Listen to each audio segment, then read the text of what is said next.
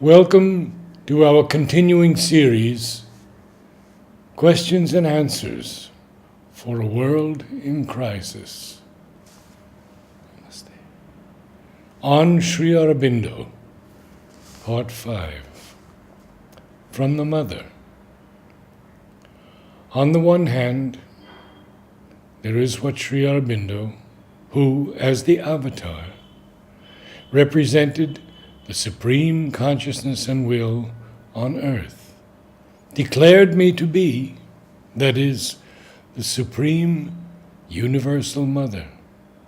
And on the other hand, there is what I am realizing in my body through the integral sadhana. I could be the supreme mother and not do any sadhana. And as a matter of fact, as long as Sri Aurobindo was in his body, it was he who did the sadhana, and I received the effects.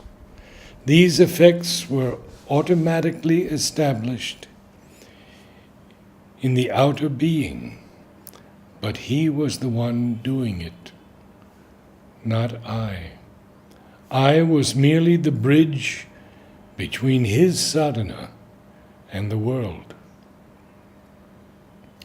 Only when he left his body was I forced to take up the sadhana myself.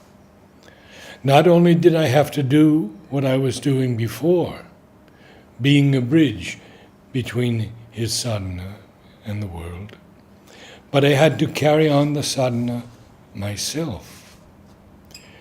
When he left, he turned over to me the responsibility for what he himself had been doing in his body, and I had to do it.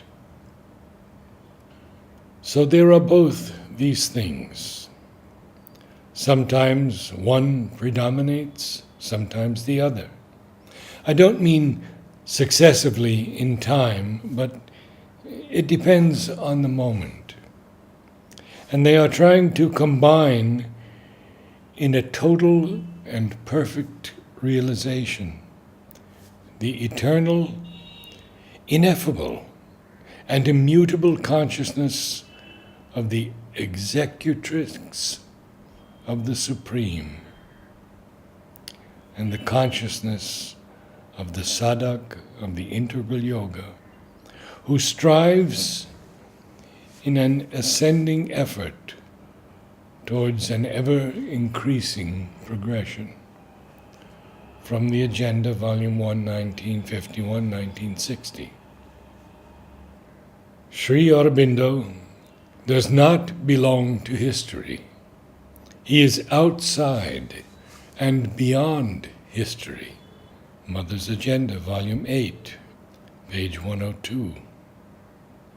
When Sri Aurobindo left, he said, I will return in a being formed supramentally, entirely conscious, with full capacities. Mother's Agenda, Volume 4, 1963.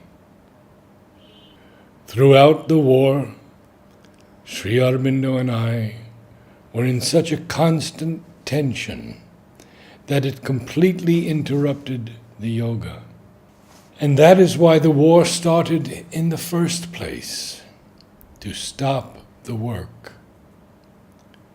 At that time, there was an extraordinary descent of the supermind. It was coming like that, massive gesture, a descent. Exactly in 1939, then the war broke out and stopped everything cold. For had we personally continued, brackets, the work of transformation, we were not sure of having enough time to finish it before the other one crushed the earth to a pulp, setting the whole affair back centuries. The first thing to be done was stop the action of the Lord of Nations, the Lord of falsehood. Sri Aurobindo's answers to disciples' questions. And this first one truly touches me. Question.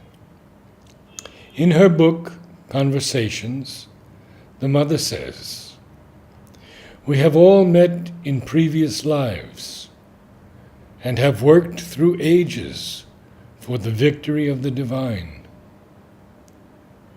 Is this true of all people who come and stay here? What about so many who came and went away?" Sri Aurobindo. Those who went away were also of these and still are of that circle. Temporary checks do not make any difference to the essential truth of the soul's seeking. Question. Supermind has not been established in her body because she has not yet reached perfection. Am I right? Sri Aurobindo. Certainly. If we had lived physically in the supermind from the beginning, nobody could have been able to approach us, nor could any sadhana have been done. There could have been no hope of contact between ourselves and the earth and men. Even as it is, Mother has to come down towards the lower consciousness of the sadhaks, instead of keeping always in her own. Otherwise, they begin to say, "How far away, how severe you were, you do not love me, I get no help from you," etc., etc. The divine has to veil himself in order to meet the human. Yes, of course, what is being done is meant to prepare the manifestation of the supermind on the earth consciousness, down to matter itself. So it can't be for the physical of myself or the mother alone. If it, brackets, the supermind, comes down into our physical, it would mean that it has come down into matter. And so there is no reason why it should not manifest in the sadhaks. 15/9/1935. And the last question. I have a strong faith that you are the divine incarnation. Am I right? Sri Aurobindo. Follow your faith. It is not likely to mislead you.